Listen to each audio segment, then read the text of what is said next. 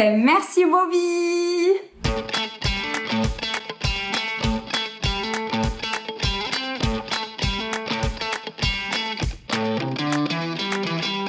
Bonjour, je m'appelle Mathilde Artal, j'ai 24 ans et je suis entrepreneuse depuis 2019.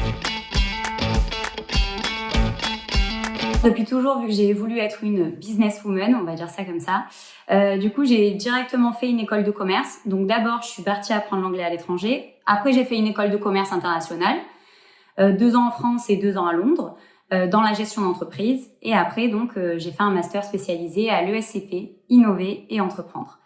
Pendant mes études, du coup, en 2019, j'ai créé Golftooth. Ensuite, j'ai créé LM Concept en 2020 et en 2021-2022, Artalis, la voiture à hydrogène.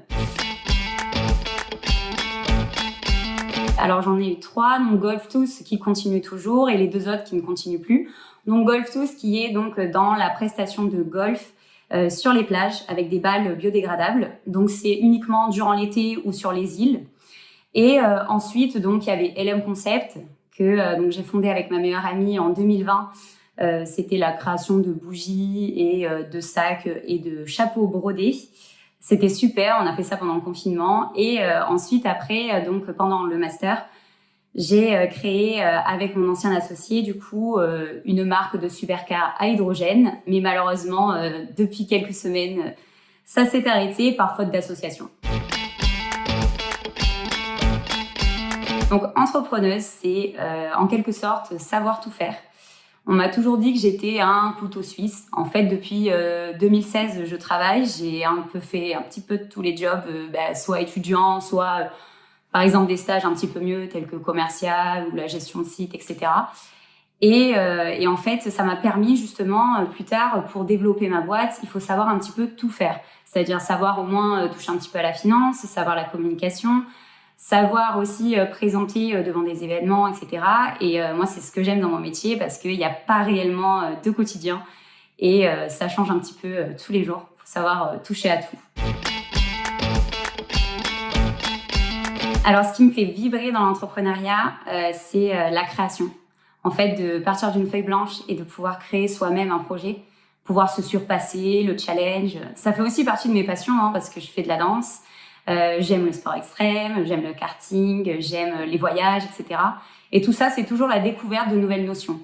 Donc, moi, ce que j'aime dans mon métier, c'est toujours de la découverte, pas avoir peur de l'échec et vraiment toujours essayer de rebondir. Et le quotidien est tout le temps différent. Un matin, je fais la finance, l'après-midi, je vais dans des événements, le lendemain, je vais faire la communication, etc. C'est casser ce quotidien, on va dire. Alors, pour moi, les formations... Moi, j'ai fait un parcours typique, c'est-à-dire école de commerce pour tout savoir, etc. J'ai fait des stages. Et puis après, voilà, pendant mes études, j'ai créé des boîtes. Mais je pense que la meilleure formation, c'est l'épreuve de la vie. C'est savoir, par exemple, s'il y a un domaine à vous qui vous plaît, essayez peut-être de faire un stage ou de travailler dedans, voir ce qui va, ce qui ne va pas, voir si ça vous plaît réellement, etc. Ou directement vous lancer, en fait. Vous n'êtes pas trop jeune, il n'y a pas d'âge pour se lancer, vous pouvez vous lancer à 20 ans, comme là j'ai vu sur LinkedIn, quelqu'un s'est lancé à 15 ans, vous pouvez vous lancer à 40 ans, à 50 ans, pour moi c'est juste vous-même en fait. Donc la formation c'est vous-même, si vous ne savez pas faire quelque chose, formez-vous sur ce que vous ne savez pas, ou peut-être employez des personnes, entourez-vous de bonnes personnes, mais surtout je pense pas qu'il y ait un parcours typique, parce que des personnes qui ont fait du droit peuvent bien monter une boîte, ou des personnes qui ont été menuisiers toute leur vie, peuvent après monter une boîte là-dedans ou dans autre chose. C'est à vous de voir. En fait, en soi, le salaire, ce qui est bien et pas bien dans l'entrepreneuriat, c'est qu'il n'y a pas de limite. Mais d'un autre côté, en fait, on peut pas dire on gagne 500 € par mois comme on gagne 50 000. En fait, ça dépend des ambitions, ça dépend du business, ça dépend de ce que vous faites, ça dépend s'il y a des investisseurs, etc. Mais par exemple, moi actuellement, je n'ai pas forcément envie de me payer avec le bénéfice que je fais parce que je préfère réinvestir dans ma boîte. Mais après, vous pouvez avoir votre salaire et ce qui est bien, c'est le fait d'être votre propre patron. Vous pouvez le définir, vous pouvez voir qu'est-ce qui est bien pour votre entreprise ou non, combien vous voulez vous verser, etc. Mais il n'y a pas de salaire fixe et c'est l'avantage de ne pas avoir de limite justement, d'être votre propre patron.